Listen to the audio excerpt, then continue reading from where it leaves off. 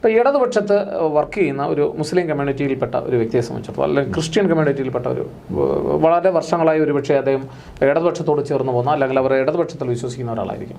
പക്ഷേ ഈ തെരഞ്ഞെടുപ്പിൽ എനിക്ക് തോന്നുന്നു ആ വോട്ട് തീർച്ചയായിട്ടും അത് വിജയിക്കാൻ സാധ്യതയുള്ള വ്യക്തിയിലേക്ക് കേന്ദ്രീകരിക്കപ്പെടും എന്നുള്ളതാണ് BJP ക്ക് എതിരായി. ഇപ്പം communist party BJP Hindutva politics ഉപയോഗിക്കുന്നത് പോലെ ഇടക്കാലത്ത് തീർച്ചയായിട്ടും ഇടതുപക്ഷ പ്രസ്ഥാനങ്ങൾ മൈനോറിറ്റി പൊളിറ്റിക്സിനെ അപ്പീസ് ചെയ്തു കേരളത്തിൽ. ഇത് പറയുന്നതിന് നമ്മൾ എന്തിനാണ് മടി കാണിക്കുന്നത്? അങ്ങനെ ചെയ്തിട്ടില്ലേ? തെരഞ്ഞെടുപ്പ് കൂട്ടുകെട്ടുകൾ അങ്ങനെ ആയിരുന്നില്ലേ? നേട്ടം ആർക്കാണെന്നാണ് ചോദ്യം. അത് UDF പോകുമോ അതോ LDF പോകുമോ എന്ന് ചോദിച്ചാൽ അവിടെ സംഭവിക്കുക വിജയസാധ്യതയുള്ള ആ മണ്ഡലത്തിൽ വിജയസാധ്യത ഉള്ളവർക്ക് പോകും എന്നാണ്. അതായത് എങ്ങനെയാണോ പൊതുജനങ്ങളുടെ ഇടയിൽ ഫീൽ ചെയ്യുന്നത് അങ്ങനെ പോകും എന്നാണ്. നമസ്കാരം. ഇനി 1.25 മാസം കൂട്ടലും കിഴിക്കലും ഒക്കെ ആയിട്ടാണ് കാര്യങ്ങൾ പോവുക. കഴിഞ്ഞ ദിവസം നടന്ന പോളിങ്ങിൽ 2019 വളരെ കുറവായിട്ടുള്ള പോളിംഗാണ് കേരളത്തിൽ നടന്നിട്ടുള്ളത്. അപ്പോൾ മുന്നണികളുടെ കണക്ക് കൂട്ടലുകൾ തെറ്റുന്ന ഒരു സാഹചര്യത്തിലേക്കാണോ കേരളത്തിലെ കാര്യങ്ങൾ നീങ്ങുന്നത്? ഈ അവസരത്തിൽ രാഷ്ട്രീയ നിരീക്ഷകനായ ഡോക്ടർ അനിൽകുമാർ P മലയാളി വാർത്തയോടെ ചേരുകയാണ്. സ്വാഗതം ശ്രീ അനിൽകുമാർ. നമസ്കാരം. ഈ കഴിഞ്ഞ ദിവസം പോളിങ്ങിൻ്റെ തുടക്കത്തിൽ കണ്ട ഒരു നീണ്ട നിരയൊക്കെ എല്ലാവരെയും ഞെട്ടിച്ചു. കാരണം വലിയൊരു ഒരു 80% വരെ എത്തുമെന്നുള്ളൊരു കണക്കുകൂട്ടലായിരുന്നു. പക്ഷേ 2019 വളരെ കുറവായിട്ട് നിൽക്കുകയാണ്. ഓരോ മണ്ഡലത്തിൻ്റെയും നമ്മൾ കണക്കെടുത്ത് നോക്കുമ്പോഴും എല്ലായിടങ്ങളിലും ഒരിടത്തും അങ്ങനെ 19 ഉയർന്നു പോയിട്ടില്ല എന്നുള്ളതാണ്. അപ്പോൾ ഇപ്പോൾ നമുക്കറിയാം ചില മണ്ഡലങ്ങൾ ഏതാണ്ട് ഒരു 6-7 മണ്ഡലങ്ങളിലൊക്കെ ശക്തമായ ത്രികോണ മത്സരമാണ്.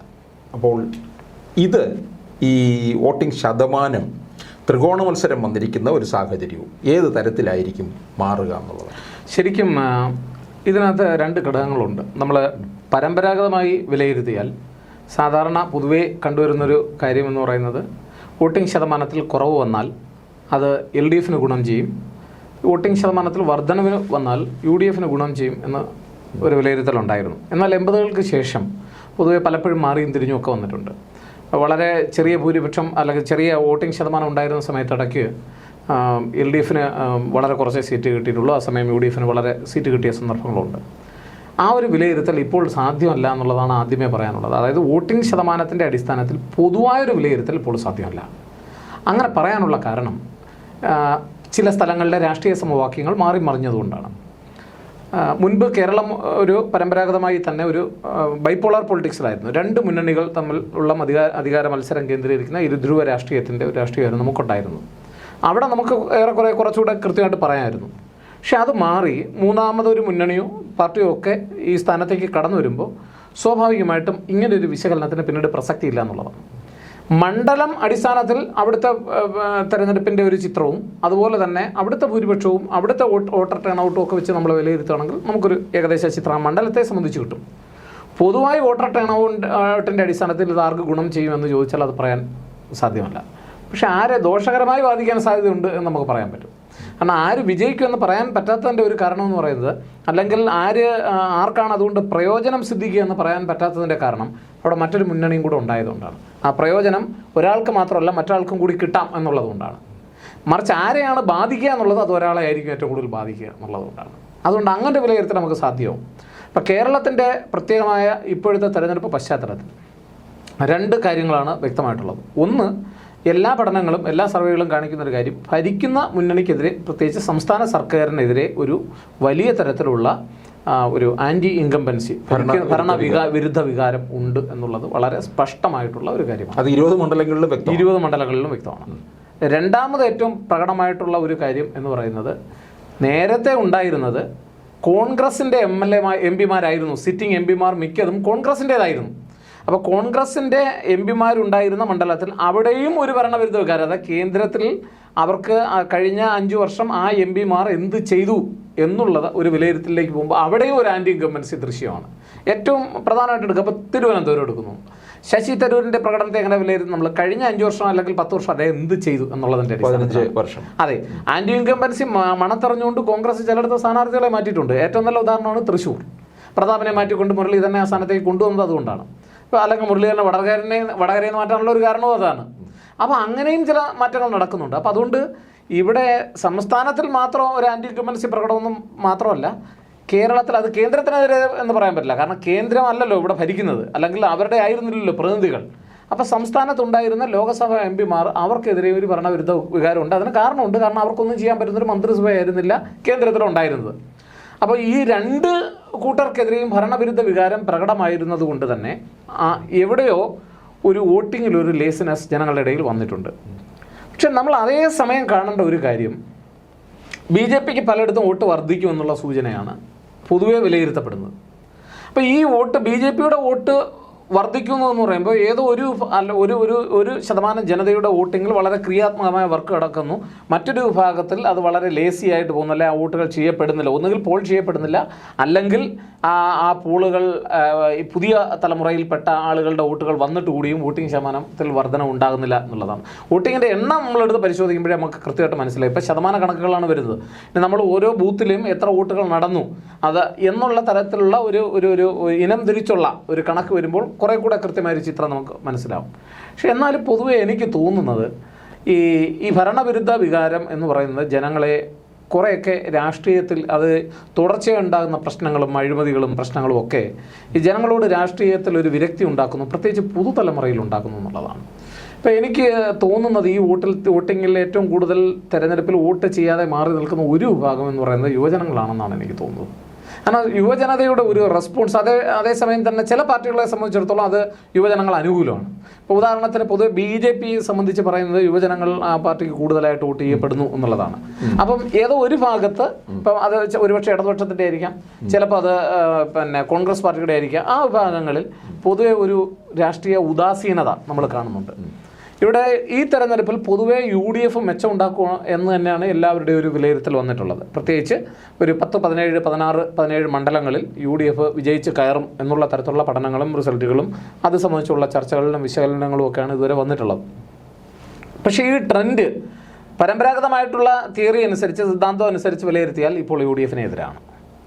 പക്ഷേ അതുകൊണ്ട് മാത്രം നമുക്ക് UDF ഇവിടെ പരാജയപ്പെടും, അല്ലെങ്കിൽ UDFന് ആയിരിക്കും ഇത് ബാധിക്കുക എന്ന് പറയാൻ കഴിയില്ല. ഇത് എനിക്ക് തോന്നുന്നു എല്ലാ മുന്നണികളെയും ബാധിക്കാനുള്ള സാധ്യതയുണ്ട്.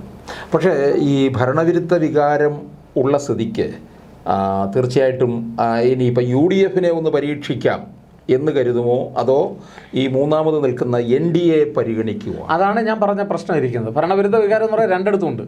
ഇപ്പം നമ്മൾ UDFനെ പരിഗണിക്കുമെന്ന് ചോദിച്ചാലുള്ള പ്രശ്നം അവിടെയും ഭരണവിരുദ്ധ വികാരം വരുന്നു എന്നുള്ളതാണ്. കാരണം അവരുടെ MP-മാരാണ് കേരളത്തിൽ ബഹുഭൂരിപക്ഷവും 19 മണ്ഡലങ്ങളിലും ഉണ്ടായിരുന്നത്. അപ്പോൾ അതുകൊണ്ട് തന്നെ അവർക്കെതിരെയും ആൻറ്റി ഇൻകംബൻസി പലയിടത്തും ഉണ്ട്. ഇപ്പോൾ ഏത് സ്ഥാനാർത്ഥി ഇടതുപക്ഷത്തിൻ്റെ കോൺഗ്രസിൻ്റെ ഏത് സിറ്റിംഗ് MP-മാരെ എടുത്ത് നോക്കിയാലും അവർക്കെതിരെ നേരിയൊരു ഭരണവിരുദ്ധ വികാരം നമുക്ക് കാണാനായിട്ട് കഴിയും. അതില്ലാത്ത MP-മാരില്ല എന്നുള്ളതാണ്. അപ്പോൾ അത് പിന്നെ ത്രികോണ മത്സരത്തിലായാലും അല്ലാതായാലും അത് BJPക്ക് ഗുണം ചെയ്യുമോ എന്നുള്ളതാണ് ചോദ്യം. അവിടെ ഒരു പ്രശ്നമുണ്ട്. കാരണം ഈ തെരഞ്ഞെടുപ്പിൽ പൊതുവെ ചർച്ച ചെയ്യപ്പെട്ടുള്ള കാര്യങ്ങളാണ് BJP ചില മണ്ഡലങ്ങളിലെങ്കിലും വിജയിച്ച് കയറാനുള്ള സാധ്യത. പ്രത്യേകിച്ച് 2 മണ്ഡലങ്ങൾ, A ക്ലാസ് മണ്ഡലങ്ങളെന്ന് പലതും വിലയിരുത്താമെങ്കിലും തിരുവനന്തപുരവും തൃശ്ശൂരുമാണ് നമ്മുടെ അനാലിസിൽ ഏറ്റവും പ്രബലമായിട്ട് ഏറ്റവും അവർ ശ്രദ്ധിക്കപ്പെടുന്ന 2 മണ്ഡലങ്ങളെന്ന് പറയുന്നത്.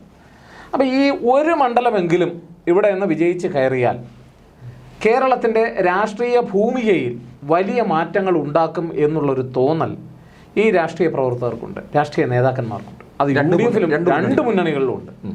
അപ്പോൾ അതുകൊണ്ട് അത് 2 മുന്നണികൾ മാത്രമല്ല, ചില കമ്മ്യൂണിറ്റികളുടെ ഇടയിലുമുണ്ട്. മൈനോറിറ്റി വിഭാഗങ്ങൾ ചിലർ പ്രത്യേകിച്ചുമുണ്ട്.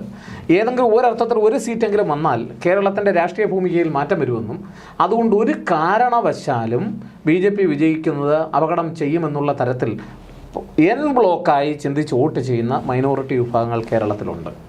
അപ്പോൾ അതുകൊണ്ട് തന്നെ അതിപ്പോൾ BJP പറയാം അങ്ങനെയൊന്നും ഇല്ല എന്ന് പൊതുവെ വിലയിരുത്തുമെങ്കിലും എനിക്ക് തോന്നുന്നില്ല. അങ്ങനെ ഇപ്പം വളരെ വളരെ അപൂർവമായിട്ട് ഏതെങ്കിലും മൈനോറിറ്റിയിൽ നിന്ന് ഏതെങ്കിലും വോട്ടുകൾ കിട്ടിയാലായി BJPക്ക് എന്ന് തന്നെയാണ് കരുതുന്നത്. അതിൻ്റെ കാരണം ഈ ഒരു അസംഷനെയാണ്. അത് 1-2 സ്ഥലത്ത് BJP വിജയിക്കും എന്നുള്ളത് കൊണ്ടല്ല, മറിച്ച് ഒരു കാരണവശാലും ഇത് ജയിച്ചാൽ ഇത് അപകടം ചെയ്യുമെന്നുള്ള തരത്തിലൊരു തോന്നൽ മൈനോറിറ്റി കമ്മ്യൂണിറ്റിയുടെ ഇടയിൽ സൃഷ്ടിക്കുവാൻ പൊതുവെയുള്ള ചർച്ചകൾക്ക് കഴിഞ്ഞു എന്നുള്ളതാണ്. അതുകൊണ്ട് നേട്ടമാർക്കാണെന്നാണ് ചോദ്യം. അത് UDFന് പോകുമോ അതോ LDFന് പോകുമോ എന്ന് ചോദിച്ചാൽ അവിടെ സംഭവിക്കുക വിജയസാധ്യതയുള്ള ആ മണ്ഡലത്തിൽ വിജയസാധ്യത ഉള്ളവർക്ക് പോകും എന്നാണ് അതായത് എങ്ങനെയാണോ പൊതുജനങ്ങളുടെ ഇടയിൽ ഫീൽ ചെയ്യുന്നത് അങ്ങനെ പോകും എന്നാണ് എനിക്ക് തോന്നുന്നത്.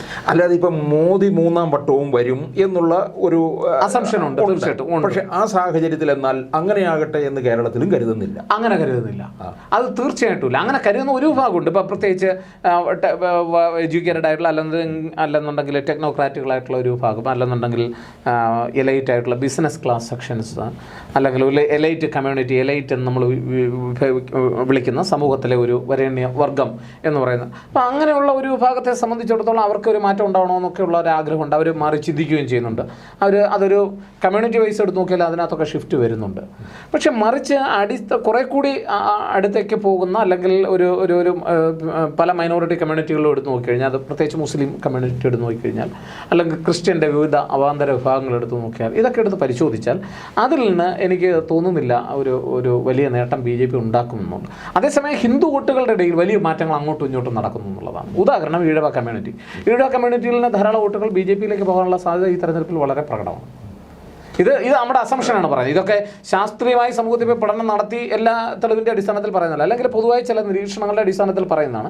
ചില പഠനങ്ങളും നടത്തിയിട്ടുണ്ട്. അപ്പോൾ അതിനകത്തൊക്കെ ഈഴവ കമ്മ്യൂണിറ്റിയുടെ ഇടയിൽ ഒരു വിഭാഗം വോട്ടുകൾ, അതുപോലെ തന്നെ നായർ കമ്മ്യൂണിറ്റിയുടെ വിഭാഗങ്ങളിൽ നിന്നുള്ള വോട്ടുകൾ, ഇതിനകത്തൊക്കെ തീർച്ചയായിട്ടും BJPയിലേക്ക് വോട്ട് പോയാൽ കൊള്ളാം. ചോദിച്ച ഒരു ചോദ്യം ഉണ്ടല്ലോ, ഇങ്ങനെ മറ്റൊരു സർക്കാർ വന്നാൽ, BJP സർക്കാർ 3-0 വന്നാൽ നല്ലതാകില്ലേ എന്നൊരു ചോദ്യത്തിന് അവർക്കതേന്ന് ഉത്തരവുണ്ടെങ്കിൽ, ആ ഉത്തരം മൈനോറിറ്റി കമ്മ്യൂണിറ്റിയുടെയിലേക്ക് വരുമ്പോൾ ഒരു കാരണവശാലും അതിന് അനുവദിക്കില്ല എന്നുള്ളൊരു തോന്നലാണ്. ഇത് ഞാൻ എടുത്തു പറയാനുള്ള കാരണം, തീരദേശ മേഖലകളിൽ പലയിടത്തും ശക്തമായ പോളിംഗ് നടന്നിട്ടുണ്ട്, നല്ല പോളിംഗ് നടന്നിട്ടുണ്ട്. അവിടെയാണ് നമ്മൾ നോക്കേണ്ടത്. അപ്പം റെസ്പോണ്ട് ചെയ്യേണ്ടുന്ന ചില വിഭാഗങ്ങൾ കൃത്യമായി റെസ്പോണ്ട് ചെയ്യുന്നുണ്ട് എന്നുള്ളതാണ്. അപ്പോൾ അത് എനിക്ക് മറ്റൊരു ഏത് വഴിക്ക് തിരിയുമെന്നുള്ളതാണ്. അതെ, മറ്റൊരു തോന്നി എനിക്ക് ഓപ്പണായിട്ട് ഞാനങ്ങ് പറയണം. അതൊരു ജാതി വർഗീയത വളർത്താനൊന്നുമല്ല, കാരണം പാർട്ടികളാണ് അത് ഏറ്റവും കൂടുതൽ വളർത്തുന്നത്. ഇപ്പോൾ ഇടതുപക്ഷത്ത് വർക്ക് ചെയ്യുന്ന ഒരു മുസ്ലിം കമ്മ്യൂണിറ്റിയിൽപ്പെട്ട ഒരു വ്യക്തിയെ സംബന്ധിച്ചിടത്തോളം, അല്ലെങ്കിൽ ക്രിസ്ത്യൻ കമ്മ്യൂണിറ്റിയിൽപ്പെട്ട വളരെ വർഷങ്ങളായി ഒരുപക്ഷെ അദ്ദേഹം ഇടതുപക്ഷത്തോട് ചേർന്ന് പോകുന്ന, അല്ലെങ്കിൽ അവർ ഇടതുപക്ഷത്തിൽ വിശ്വസിക്കുന്ന ഒരാളായിരിക്കും. പക്ഷേ ഈ തെരഞ്ഞെടുപ്പിൽ എനിക്ക് തോന്നുന്നു ആ വോട്ട് തീർച്ചയായിട്ടും അത് വിജയിക്കാൻ സാധ്യതയുള്ള വ്യക്തിയിലേക്ക് കേന്ദ്രീകരിക്കപ്പെടും എന്നുള്ളതാണ്, BJPക്ക് എതിരായി. അപ്പോൾ അങ്ങനെ വരുമ്പോൾ ആ വോട്ടുകൾ തീർച്ചയായിട്ടും UDFനും പോൾ ചെയ്യപ്പെടും എന്നാണ് വിശ്വസിക്കപ്പെടുന്നത്.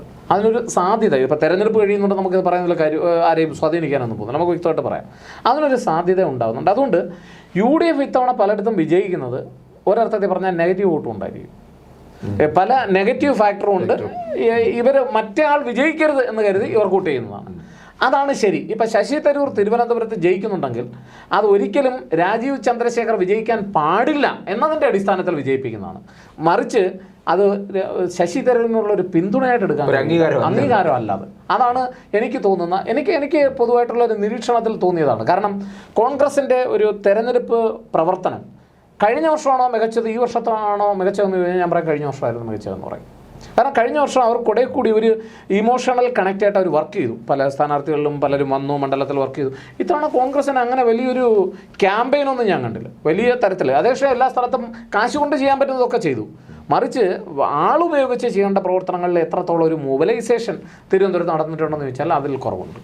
അതേപക്ഷേ BJP അങ്ങനെയല്ല, BJP അവിടെ നേട്ടം ഉണ്ടാക്കുന്നു. അതുകൊണ്ടാണ് ഞാൻ പറഞ്ഞത്, ട്രയാങ്കുലർ മത്സരം നടന്നെടുത്ത് വോട്ട് കുറയുന്നു എന്ന് പറഞ്ഞാൽ, ഇപ്പം തിരുവനന്തപുരം ഒരു മണ്ഡലത്തിൽ അവിടെ പോളിംഗ് ശതമാനം കുറഞ്ഞു എന്ന് പറഞ്ഞാൽ അത് എനിക്ക് തോന്നുന്നത് ഇരുമുന്നണികളെ UDFനെയും LDFനെയും ബാധിക്കും. അതുകൊണ്ടാണ് ഞാൻ പറഞ്ഞത്, പൊതുവായി ഒരു വിലയിരുത്തലിന് സാധ്യതയില്ല, മണ്ഡലം അടിസ്ഥാനത്തിൽ നമുക്ക് വിലയിരുത്താം. ഇപ്പം തിരുവനന്തപുരത്ത് വോട്ടിംഗ് ശതമാനം കുറഞ്ഞാൽ ആരെ ബാധിക്കുമെന്ന് ചോദിച്ചാൽ സ്വാഭാവികമായിട്ടും BJPയുടെ വോട്ടുകളൊക്കെ പരമാവധി പോൾ ചെയ്യും തിരുവനന്തപുരത്ത്, അതിൽ സംശയമൊന്നും വേണ്ട. കാരണം അവരുടെ ഇടയിൽ മന്ദീഭവിക്കത്തക്കതായിട്ടുള്ള കാര്യങ്ങളൊന്നും ഉണ്ടെന്ന് എനിക്ക് തോന്നുന്നില്ല. പിന്നെ ഈ രാഷ്ട്രീയ നേതൃത്വത്തെ സംബന്ധിച്ചിടത്തോളം രാജീവ് ചന്ദ്രശേഖറിന് പണി കൊടുക്കാമെന്നുള്ളൊരു തോന്നലൊന്നും BJPയുടെ ഭാഗത്ത് നിന്ന് വരുമെന്ന് എനിക്ക് തോന്നുന്നില്ല. കാരണം അവരുടെ കേന്ദ്രത്തിൽ അത് അങ്ങനെ ഒരു സംഭവം ഉണ്ടായാൽ അത് മണത്ത് പിടിക്കാൻ കഴിവുള്ള സംവിധാനം രാജീവ് ചന്ദ്രശേഖരനുണ്ട്. അത് ഏതൊരു നേതാവിനെയും പ്രതികൂലമായി ബാധിക്കുമെന്നറിയാം. അപ്പോൾ അതുകൊണ്ട് BJPയുടെ ഭാഗത്ത് അങ്ങനെ ഒരു ആത്മഹത്യകരമായ പ്രവർത്തനം തിരുവനന്തപുരത്ത് ഉണ്ടാവില്ല, ഉറപ്പായിട്ട് നമുക്ക് വിശ്വസിക്കാം. മുൻകാലങ്ങളിൽ അത് ഉണ്ടായിട്ടുണ്ട്.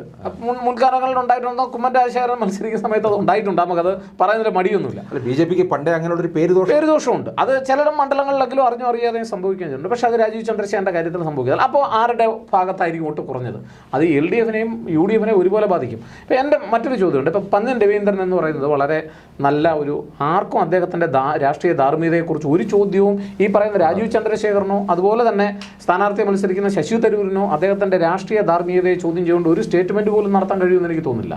കാരണം വ്യക്തിപരമായി അദ്ദേഹം എല്ലാവർക്കും അംഗീകരിക്കപ്പെടുന്ന ഒരു നല്ല രാഷ്ട്രീയ നേതാവാണ്. പക്ഷെ പ്രശ്നം കമ്മ്യൂണിസ്റ്റുകാർ പോലും ഇപ്പോൾ ആലോചിക്കും, ഞാൻ പോയി രാജീവ് ചന്ദ്രശേഖറിന് വോട്ട് കൊടുക്കാൻ എനിക്ക് മടി, ശശി തരൂരിന് വോട്ട് കൊടുക്കാൻ മടി, ഇദ്ദേഹം ജയിക്കത്തുമില്ല, ഞാൻ പോകുന്നില്ല എന്ന് ചിന്തിക്കുന്നവരുണ്ടാകാം. എൻ്റെ അസംഷനാണ് ഞാൻ പറഞ്ഞത്.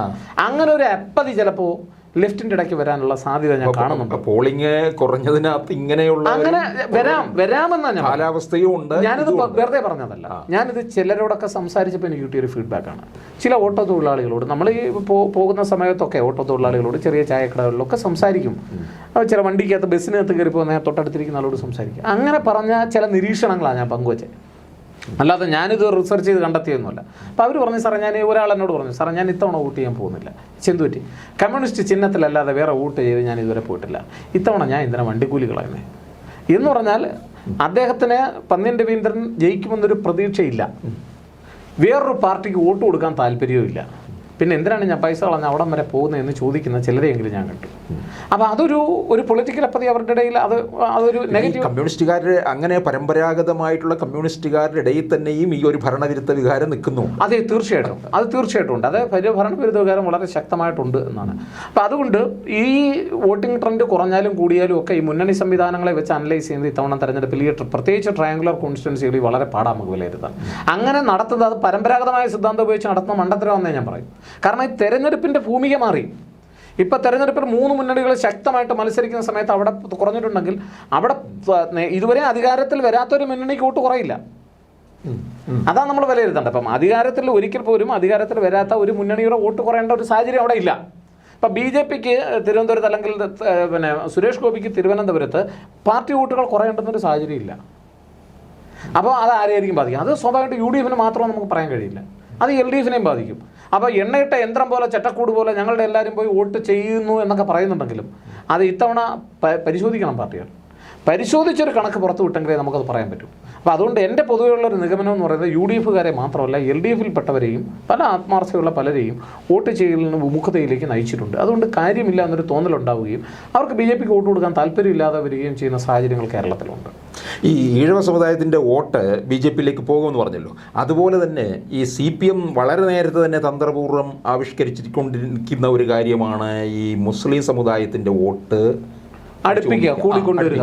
നേതാക്കന്മാരെയല്ല, തീർച്ചയായിട്ടും അണികളെ കൊണ്ടുവരാനുള്ള തന്ത്രങ്ങൾ ഉപയോഗിച്ചു. ഇപ്പോൾ ഉദാഹരണത്തിന് തന്നെ പറഞ്ഞു കഴിഞ്ഞാൽ ഈ ഷാഫി പറമ്പിലിനെ വടകരയിൽ ഇറക്കിയ സമയത്ത് റിയാസിനെ അവിടെ കൊണ്ടുവരാനുള്ള ഇറക്കിക്കൊണ്ട് വീടുകളിൽ ഇറക്കി എന്നുള്ളതാണ്. അല്ല, ഈ അത് സമുദായ കളിയാണ് അവിടെ. അല്ല, അത് ഇപ്പോഴല്ല, പണ്ടേ തീയ സ്ഥാനാർത്ഥികളെ നിർത്തി മുദ്രാവാക്യങ്ങൾ ഉണ്ടാക്കി മത്സരിച്ചതിൽ കമ്മ്യൂണിസ്റ്റ് പാർട്ടി ഒത്തിരി വോട്ടും നമുക്കറിയാം. പണ്ട് നടത്തിയ ചരിത്രങ്ങൾ, കണ്ണൂരിലൊക്കെ നടത്തിയിട്ടുള്ള കാര്യങ്ങൾ നമുക്കറിയാം. അപ്പം അവിടെ ഒരു കമ്മ്യൂണിസ്റ്റ് പാർട്ടികളെ സംബന്ധിച്ചിടത്തോളം തീർച്ചയായിട്ടും ഈ അവർ വളരെ എത്ര ശതമാനം ഒരു കാസ്റ്റ് കമ്മ്യൂണിറ്റി ഡാറ്റ ഒരു പ്രദേശത്തു നിന്നുണ്ടെന്ന് കൃത്യമായി ഡാറ്റ ഉള്ള ഒരേ ഒരു പാർട്ടി കമ്മ്യൂണിസ്റ്റ് പാർട്ടിയാണ് കേരളത്തിൽ. AK സെൻറ്ററിൽ എനിക്ക് കൃത്യമായിട്ടത് മനസ്സിലാക്കാൻ കഴിയുന്നുണ്ട്. ഈ ഒരു ബൂത്ത് തിരിച്ച് എത്ര ശതമാനം കമ്മ്യൂണിറ്റി എവിടെ ഉണ്ട് എന്ന് കൃത്യമായി പറയാൻ അത്ര കൃത്യമായ പഠനം നടത്തി അതിനകത്ത് വർക്കൊക്കെ ചെയ്യുന്നൊരു പാർട്ടി കമ്മ്യൂണിസ്റ്റ് പാർട്ടിയാണ്. അപ്പോൾ BJPയുടെ അത്രയും കൃത്യമായ ഡാറ്റ ഉണ്ടോ എന്ന് എനിക്ക് സംശയമുണ്ട്. കോൺഗ്രസ് പാർട്ടിക്ക് ഇതൊന്നും കോഡിഫൈ ചെയ്തൊരു ഡാറ്റ ഇല്ല. അപ്പോൾ അതുകൊണ്ട് തന്നെ ഈ കാര്യങ്ങളിൽ അവർ വളരെ മിടുക്കരാണ്. അപ്പോൾ ജാതി സമവാക്യങ്ങൾ നന്നായിട്ട് രാഷ്ട്രീയത്തിൽ തെളിയിച്ച് ഉപയോഗിക്കുവാൻ കമ്മ്യൂണിസ്റ്റ് പാർട്ടിക്ക് കഴിയുന്നുണ്ട് എന്നുള്ളതാണ്. അത് തെറ്റാണോ എന്ന് ചോദിച്ചാൽ അത് എല്ലാവരും ചെയ്യുന്നൊരു കാര്യമാണ്. പറ്റുന്ന തരത്തിൽ അവർക്ക് കുറേ കൂടെ കൃത്യമായൊരു ഡാറ്റ ഉണ്ടെന്നുള്ളതാണ്. ഇപ്പം അവിടെ ഒരു ഈഴവ കമ്മ്യൂണിറ്റിയുടെ ഡാറ്റ, ഈഴവ കമ്മ്യൂണിറ്റിയിൽ നിന്ന് ഒരാളെ മത്സരിപ്പിക്കാതെ വേറൊരാളെ അവർ അല്ലെങ്കിൽ വേറെ അവിടെ ഒരു ഷാഫി പറമ്പിലിനെ കോൺഗ്രസ് പ്രതിഷ്ഠിക്കുമ്പോൾ അതിനെ കൗണ്ടർ ചെയ്യാൻ തീർച്ചയായിട്ടും മൈനോറിറ്റി വോട്ടുകൾ, കാരണം അവിടെ അവർ ആലോചിക്കുന്നത് ഷാഫി പറമ്പിൽ മത്സരിച്ചാൽ മുസ്ലിം മൈനോറിറ്റി വോട്ടുകൾ ഉറപ്പായും ഷാഫി പറമ്പിൽ പോകും, അതിനെ എങ്ങനെ തടയാം, ഇതാണ് കമ്മ്യൂണിസ്റ്റ് പാർട്ടി ആലോചിക്കുന്നത്. അപ്പം communist party BJP Hindutva politics ഉപയോഗിക്കുന്നത് പോലെ ഇടക്കാലത്ത് തീർച്ചയായിട്ടും ഇടതുപക്ഷ പ്രസ്ഥാനങ്ങൾ മൈനോറിറ്റി പൊളിറ്റിക്സിനെ അപ്പീസ് ചെയ്തു കേരളത്തിൽ. ഇത് പറയുന്നതിന് നമ്മൾ എന്തിനാണ് മടി കാണിക്കുന്നത്? അങ്ങനെ ചെയ്തിട്ടില്ലേ? തെരഞ്ഞെടുപ്പ് കൂട്ടുകെട്ടുകൾ അങ്ങനെ ആയിരുന്നില്ലേ? പലയിടത്തെയും പല പഞ്ചായത്തുകളുടെയും ഭരണം അങ്ങനെയല്ലേ? അപ്പോൾ അതുകൊണ്ട് എനിക്ക് ഇത് നമ്മൾ പറയുമ്പോൾ ഇതിന് തെളിവ് എവിടെ എന്ന് ചോദിച്ചു കഴിഞ്ഞാൽ കേരള സമൂഹത്തിൽ എല്ലാവർക്കും അറിയാവുന്നൊരു കാര്യമാണിത്. എത്രയോ പഞ്ചായത്തുകളിൽ അങ്ങനെയുള്ള നീക്കുപോക്കുകൾ നടക്കുന്നു. തെരഞ്ഞെടുപ്പിൽ അവരേറ്റവും എതിർക്കുന്ന നേതാക്കന്മാരോടൊപ്പം വേദി പങ്കിട്ട് കഴിഞ്ഞതിന് തൊട്ട് മുമ്പിലത്തെ തെരഞ്ഞെടുപ്പിൽ മത്സരിച്ചില്ലേ അവർ? അവർ ഏറ്റവും വെറുക്കപ്പെട്ടവനെന്ന് വിളിച്ച ആളെ കൊണ്ടുവന്ന് വേദിയിലിരുത്തി മത്സരിപ്പിച്ചില്ലേ കമ്മ്യൂണിസ്റ്റ് പാർട്ടി. അപ്പോൾ അതുകൊണ്ട് ഇത് എല്ലാ രാഷ്ട്രീയ പാർട്ടികളും ചെയ്യുന്നതാണ്. അതുകൊണ്ട് കമ്മ്യൂണിസ്റ്റ് പാർട്ടി ഇതൊരു ഏതോ മഹാപാതകം ചെയ്തു എന്നല്ല ഞാൻ പറയുന്നത്. പക്ഷേ അതൊരു പൊളിറ്റിക്സ് കേരളത്തിലുണ്ടാക്കി. അതായത് ഇടതുപക്ഷം ഒരു മൈനോറിറ്റി അപ്പീസ്മെൻറ്റ് പൊളിറ്റിക്സ് നടത്തുന്നു എന്നൊരു തോന്നൽ മൈനോറിറ്റികളുടെ ഇടയിലും ഉണ്ട്, മെജോറിറ്റികളുടെ ഇടയിലും ഉണ്ട്. അതുകൊണ്ട് തന്നെ ഇടതുപക്ഷത്തിന് കിട്ടിയൊരു ഗുണം നിയമസഭാ തെരഞ്ഞെടുപ്പിൽ കിട്ടി. കാരണം മൈനോറിറ്റി പൊളിറ്റിക്സിൽ അവർ നോക്കിയപ്പോൾ തീർച്ചയായിട്ടും ഇടതുപക്ഷം അധികാരത്തിൽ വന്നാൽ അത് നല്ലതാണെന്ന് അവർക്ക് തോന്നി. അവർക്ക് അതിനുള്ള ശക്തിയുണ്ട്, അവരെ ഉപയോഗിക്കാം എന്നുള്ളത് മൈനോറിറ്റി പൊളിറ്റിക്സിന് തോന്നുക. അതിൻ്റെ അടിസ്ഥാനത്തിൽ മൈനോറിറ്റി വിഭാഗങ്ങൾ വോട്ട് ചെയ്യേണ്ട അടിസ്ഥാനത്തിൽ അപ്പോൾ ഇടതുപക്ഷം 21 തുടർ ഭരണവും തീർച്ചയായിട്ടും അതുകൊണ്ടാണല്ലോ പിന്നീട് വരുന്ന നയങ്ങളൊക്കെ അതിനെ അപ്പീസ് ചെയ്യുന്ന തരത്തിൽ ഉള്ള ചർച്ചകളിലേക്ക് പോകുന്നതിൻ്റെ കാര്യം അതാണ്. ഇപ്പോൾ കേരളത്തിലെ ഏറ്റവും വലിയ പ്രശ്നം പൗരത്വ പ്രശ്നമൊന്നുമല്ല, ഇന്ത്യയിലെ ഏറ്റവും വലിയ പ്രശ്നം പൗരത്വ പ്രശ്നമൊന്നുമല്ല, പട്ടിണിയും ദാരിദ്ര്യവും തൊഴിലില്ലായ്മയും ഇങ്ങനെയുള്ള കാര്യങ്ങളാണ്. അതൊക്കെ ചർച്ച ചെയ്യാൻ കമ്മ്യൂണിസ്റ്റ് പാർട്ടി പോലും സമയമില്ലല്ലോ. അപ്പോൾ അവർ മൈനോറിറ്റി പൊളിറ്റിക്സിനെ എങ്ങനെ എത്രമാത്രം കത്തിക്കാമെന്നാണ് അവർ നോക്കുന്നത്. BJP മെജോറിറ്റി പൊളിറ്റിക്സിനെ സ്വാഭാവികമായിട്ടും അങ്ങനെ ഒരു പേരുദോഷമാണ് BJPയെ സംബന്ധിച്ചിടത്തോളം നേരത്തെ തന്നെ ഉള്ളത്. ഒരു പൊളിറ്റിക്സ് ഇത്രയും പറഞ്ഞ സാഹചര്യത്തിൽ നമ്മൾ ഈ പോളിംഗ് ശതമാനം നോക്കിക്കഴിഞ്ഞാൽ ഇപ്പോൾ കണ്ണൂരാണ് ഏറ്റവും കൂടിയ പോളിംഗ് നടന്നത്. അവിടെ ശക്തമായ മത്സരമാണ്, ത്രികോണ മത്സരം എന്ന് പറയാൻ പറ്റത്തില്ല. പക്ഷേ BJP എനിക്ക് തോന്നുന്നു 20 മണ്ഡലങ്ങളിലും BJP 2019 വോട്ട് വർധന ഉണ്ടാക്കും. അല്ല, ഇത് ഉറപ്പിച്ച് പറയണമെങ്കിൽ ഞാൻ ഈ പറയുന്ന ഡീലുകളെ സംബന്ധിച്ച് നമ്മൾ അറിയണം.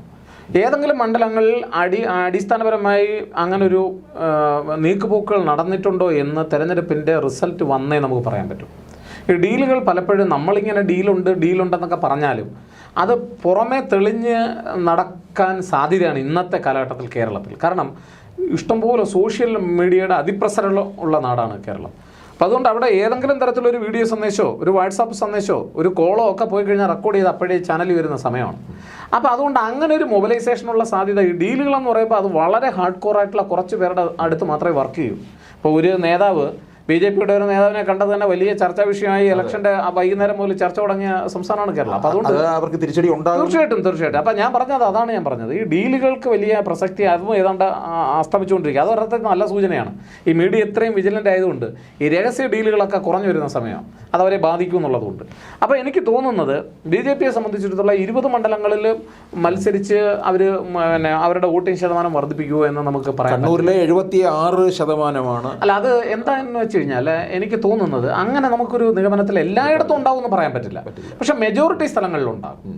എല്ലാ സ്ഥലത്തും ഉണ്ടാകില്ല എന്ന് പറയാനുള്ള ഒരു കാരണം, അപ്പം കഴിഞ്ഞ പ്രാവശ്യം നിർത്തിയതിനേക്കാൾ ഒരു മോശം സ്ഥാനാർത്ഥിയാണ് മത്സരിക്കുന്നതെങ്കിൽ മറ്റേ 2 പേരും പ്രബലമായ രാഷ്ട്രീയ കക്ഷികളുടെ പ്രബലമായ നേതാക്കന്മാർ. ഇപ്പം കഴിഞ്ഞ തെരഞ്ഞെടുപ്പിൽ നമ്മൾ ശ്രദ്ധിക്കേണ്ടുന്ന ഒരു കാര്യം, BJPയും കോൺഗ്രസും കമ്മ്യൂണിസ്റ്റ് പാർട്ടിയും ശക്തമായ ത്രികോണ മത്സരം നേരിടുന്ന ചില മണ്ഡലങ്ങളിൽ അവിടെ ഒന്നുകിൽ UDFൻ്റെ സ്ഥാനാർത്ഥി വീക്കായിരിക്കും, അല്ലെങ്കിൽ LDFൻ്റെ സ്ഥാനാർത്ഥി വീക്കായിരിക്കും.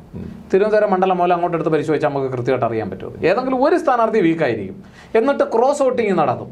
അങ്ങനെയാണല്ലോ BJPയുടെ ഒരു വളർച്ചയെ കേരളത്തിൽ പലയിടത്തും പ്രിവെൻറ്റ് ചെയ്ത് തടഞ്ഞു വെച്ചത്. പക്ഷേ യഥാർത്ഥത്തിൽ ഇപ്പോൾ അതിന് സാധ്യതയില്ല എന്നുള്ളത്. കാരണം ഒരു നല്ല സൂചനയായിട്ടാണ് ഞാൻ കാണുന്നത്. അതിനുള്ള സാധ്യത അങ്ങ് മങ്ങി. ആ മങ്ങി എന്ന് പറയാൻ കാരണം, ഇപ്പം പന്നിയൻ രവീന്ദ്രന് വേണമെങ്കിൽ വോട്ട് കൊടുക്കാൻ ഞാൻ നേരത്തെ പറഞ്ഞവരെ പോകാതിരിക്കാം. പക്ഷേ പന്നിയൻ രവീന്ദ്രനുള്ള വോട്ട് മറിച്ച് ശശി തരൂരിനോ രാജീവ് ചന്ദ്രശേഖരനോ ചെയ്യാൻ അടിസ്ഥാനപരമായ ഒരു കമ്മ്യൂണിസ്റ്റുകാരന് കഴിയില്ല. അപ്പോൾ സ്വാഭാവികമായിട്ടും എന്താ സംഭവിക്കുന്നതെന്ന് പറഞ്ഞാൽ അവിടെ ആ വോട്ടിങ്ങിൽ അപ്പതി വരാം, അതിനോടൊരു വിയോജിപ്പ് വരാം, വോട്ടിങ്ങിന് പോകാതിരിക്കാം. അത് ഈ എല്ലാ പാർട്ടികളിലും ഇത് സംഭവിച്ചിട്ടുണ്ട്, കോൺഗ്രസ്സിലും ഇത് സംഭവിച്ചിട്ടുണ്ട്. അതുകൊണ്ടാണ് ഞാൻ പറഞ്ഞത് പൊളിറ്റിക്കൽ അപ്പതി അല്ലെങ്കിൽ പൊളിറ്റിക്കലായിട്ട് ഈ വോട്ട് ചെയ്യാതെ ഉള്ള ഒരു സമീപനം, വോട്ട് ശതമാനത്തിൽ വന്ന ഒരു കുറവ്, അത് സ്വാഭാവികമായും BJPയേക്കാൾ സ്വാധീനിക്കാൻ സാധ്യതയുള്ളത് ഇടതുപക്ഷത്തിനെയും കോൺഗ്രസിനെയും ആണെന്നാണ് എൻ്റെ വിലയിരുത്തൽ. അതുപോലെ ആലപ്പുഴയിൽ നല്ല ഒരുവിധം പോളിംഗ് നടന്നിട്ടുണ്ട്. അതെ, അതെനിക്ക് തോന്നുന്നു ഈ ശോഭാ സുരേന്ദ്രൻ ഇറങ്ങിക്കഴിഞ്ഞപ്പോൾ ആലപ്പുഴ മണ്ഡലത്തിനൊരു നമ്മൾ ആലോചിച്ചു. അവിടെ ശ്രദ്ധിക്കേണ്ട ഒരു കാര്യം, A ക്ലാസ് മണ്ഡലത്തിലല്ലായിരുന്നു. അല്ല, അതെനിക്ക് തോന്നുന്നു, അതാണ് ഞാൻ പറഞ്ഞത്, നമ്മുടെ ഒബ്സർവേഷൻ ശരിയായി വരുന്നൊരു മണ്ഡലമാണ്. കാരണം അവിടെ മുൻപ് വിജയിച്ച സ്ഥാനാർത്ഥി കോൺഗ്രസിൻ്റെ അല്ല, അവിടെ വിജയിച്ച സ്ഥാനാർത്ഥി കമ്മ്യൂണിസ്റ്റ് പാർട്ടിയുടേതാണ്, ഏക സീറ്റായിരുന്നു. അപ്പോൾ അവിടെ ഇത്തവണ കമ്മ്യൂണിസ്റ്റ് പാർട്ടിയുടെ സ്ഥാനാർത്ഥിയും വിജയിക്കാൻ പാടില്ല, BJPക്കും വിജയിക്കാൻ പാടില്ല. അത് കാടിളക്കിയുള്ള പ്രചരണവും നടന്നു. 3 ഒപ്പത്തിനൊപ്പം വർക്ക് ചെയ്തു. കോൺഗ്രസിൻ്റെ ഒരു ദേശീയ നേതാവ് മത്സരിക്കുന്നു. അപ്പോൾ ഒരു കാരണവശാലും അങ്ങനെ ആ മൈനോറിറ്റി പൊളിറ്റിക്സിൻ്റെ വോട്ടിംഗ് പാറ്റേൺ എങ്ങോട്ട് പോകുന്നു എന്നുള്ളത് വളരെ കൃത്യമായി ആലപ്പുഴയുടെ തെരഞ്ഞെടുപ്പിൻ്റെ റിസൾട്ട് വരുമ്പോൾ നമുക്ക് മനസ്സിലാക്കാൻ കഴിയും. അപ്പം അതുകൊണ്ടാണ് ഞാൻ വളരെ സ്ട്രോങ് ആയിട്ട് പറഞ്ഞത്, അങ്ങനെ വന്നിട്ടുള്ള എല്ലാ മണ്ഡലങ്ങളിലും വോട്ടിംഗ് ശതമാനം ഒരല്പം മെച്ചപ്പെട്ട് വന്നിട്ടുണ്ട്. കഴിഞ്ഞ പ്രാവശ്യത്തിൻ്റെ അത്രയും ഞാൻ പറയുന്നില്ല, പക്ഷേ കമ്പാരിറ്റീവ്ലി ഇപ്പം നടന്ന മറ്റു മണ്ഡലങ്ങളെ അപേക്ഷിച്ച് നോക്കുകയാണെങ്കിൽ അങ്ങനെ ഒരു വ്യത്യാസം നമുക്ക് കാണാം. വടകര പോലും അതുണ്ടല്ലോ, വടകര പോലും. കാരണം ഇടതുപക്ഷത്തിൻ്റെ സ്ഥാനാർത്ഥി വളരെ പ്രബലമായിട്ടൊരു ഇടതുപക്ഷത്തിൻ്റെ സ്ഥാനാർത്ഥി, വിജയ സാധ്യതയുള്ളൊരു സ്ഥാനാർത്ഥി, അപ്പോൾ അവിടെ വോട്ടിംഗ് ശതമാനം കൂടി. അതാ ഞാൻ പറഞ്ഞേ, നേരത്തെ പറഞ്ഞതുപോലെ വോട്ടിംഗ് ശതമാനം കൂടിയാൽ അത് ഇടതുപക്ഷത്തിന് ഗുണം ചെയ്യുമെന്നുള്ള തിയറി അല്ല ഈ തെരഞ്ഞെടുപ്പിൽ വർക്ക് ചെയ്യാൻ പോകുന്നത്.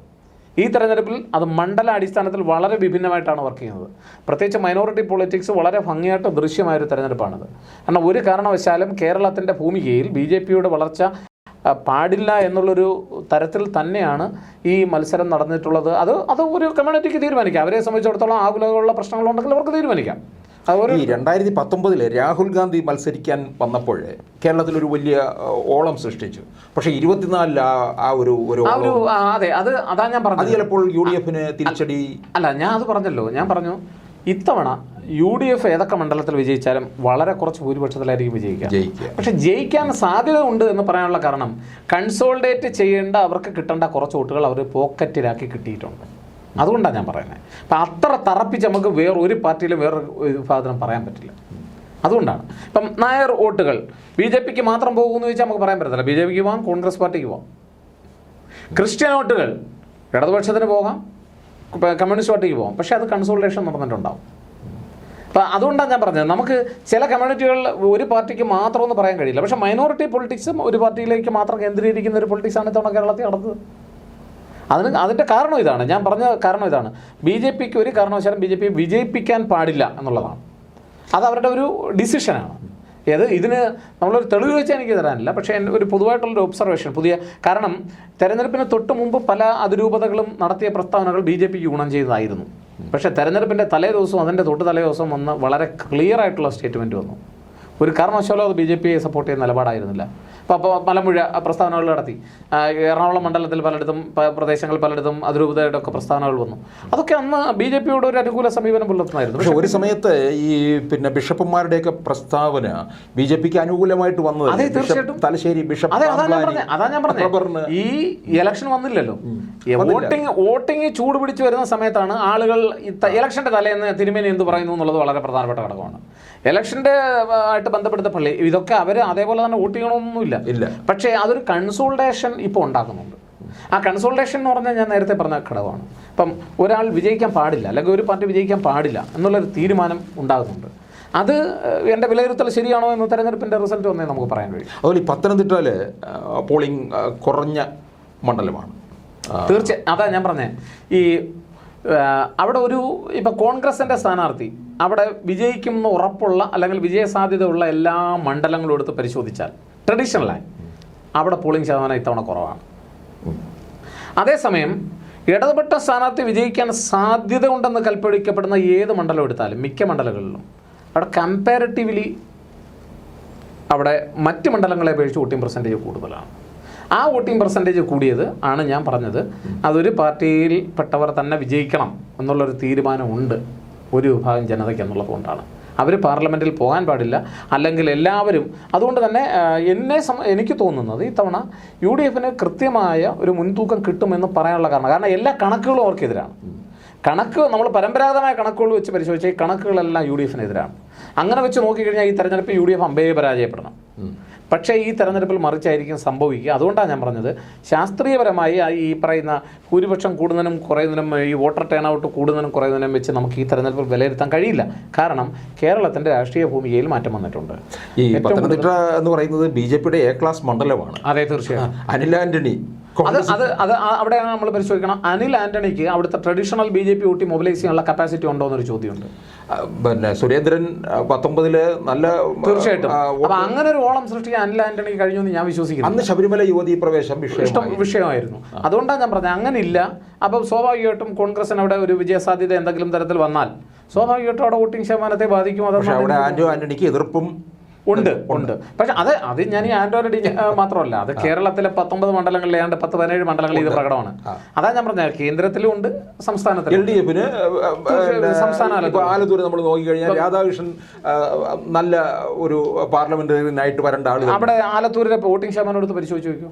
അവിടെ ഒന്ന് നോക്കൂ. ആലത്തൂർ വന്നിരിക്കുന്നത് 72.6, നോക്കൂ. ഇടതുപക്ഷത്തിന് വിജയസാധ്യത അല്പമെങ്കിലും ടൈറ്റ് മത്സരം കൊടുത്ത പ്രദേശങ്ങളിൽ അവിടെ പോളിംഗ് ശതമാനം കൂടുതലാണ്.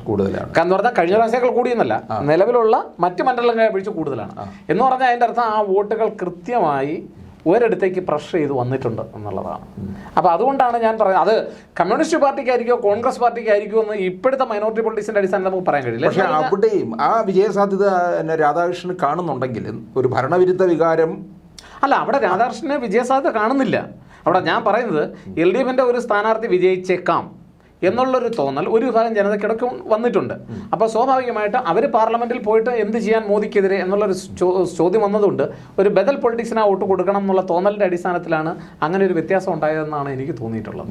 അതുകൊണ്ടാണ് ഇത്തരം സ്ഥലങ്ങളിൽ ഈ പെർസെൻറ്റേജ് ഒരല്പം സ്ട്രോങ് ആയിട്ട്. അവിടെ BJPയുടെ സ്ഥാനാർത്ഥി സരസുവാണ്. അതെ, വോട്ട് പിടിക്കാനുള്ള വലിയ സാധ്യതയുണ്ട്. കാരണം കരുവന്നൂർ പ്രശ്നം അവിടെ നിൽക്കുന്നുണ്ട്. അതുപോലെ തൃശ്ശൂർ പൂരവും ഒക്കെ ഈ പല മണ്ഡലങ്ങളെയും സ്വാധീനിച്ചിട്ടുണ്ട്. തൃശ്ശൂരിനെയും ആലത്തൂരിനെയും ഒക്കെ സ്വാധീനിച്ചിട്ടുണ്ട്. എനിക്ക് അടിസ്ഥാനപരമായി തോന്നുന്നൊരു കാര്യം, ഈ തെരഞ്ഞെടുപ്പിൽ നമ്മൾ നേരത്തെ കരുതിയിട്ടുള്ളതുപോലെ ഈ ഒരു ബ്ലോക്ക് വോട്ട് മൊബിലൈസേഷൻ പണ്ടൊക്കെ നടക്കുന്ന കമ്മ്യൂണിസ്റ്റ് പാർട്ടിക്ക് അനുകൂലമായിട്ടാണെങ്കിൽ അത് നടക്കുന്നത് കേഡർ അണികളുടെ ഭാഗത്തു നിന്നാണ്. ഈ കേഡർ അണികളുടെ ഭാഗത്തു നിന്ന് അത് നടക്കുന്നതുകൊണ്ടാണ് വോട്ടിംഗ് ശതമാനം കുറയുമ്പോൾ അത് കമ്മ്യൂണിസ്റ്റ് പാർട്ടിക്ക് അനുകൂലമായിട്ട് മാറുന്നു. ഇത്തവണ ഈ കേഡർ വോട്ടുകളുടെ സ്വഭാവത്തിലല്ല വ്യത്യാസം വന്നിട്ടുള്ളത്. അത് ആൾറെഡി മാറ്റം വന്നു കഴിഞ്ഞു. ഇത്തവണ തെരഞ്ഞെടുപ്പുമായി ബന്ധപ്പെട്ട ആ മാറ്റം വന്നിട്ടുള്ളത് പ്രത്യേക കമ്മ്യൂണിറ്റികളുടെ ഇടയിലാണ്. അപ്പോൾ അതുകൊണ്ടാണ് ഞാൻ പറയുന്നത്, ആ കമ്മ്യൂണിറ്റികൾ എൻ ബ്ലോക്കായിട്ട് ഇടതുപക്ഷത്തിനെന്ന് പറയാൻ എനിക്ക് കഴിയുന്നില്ല. പ്രത്യേകിച്ച് ദേശീയ രാഷ്ട്രീയത്തിൻ്റെ പശ്ചാത്തലത്തിൽ. കേരള രാഷ്ട്രീയത്തിൻ്റെ പശ്ചാത്തലത്തിൽ നിശ്ചയമായിട്ട് നമുക്ക് പറയാം അതൊരു പക്ഷേ ഇടതുപക്ഷത്തിന് ഗുണം ചെയ്യും.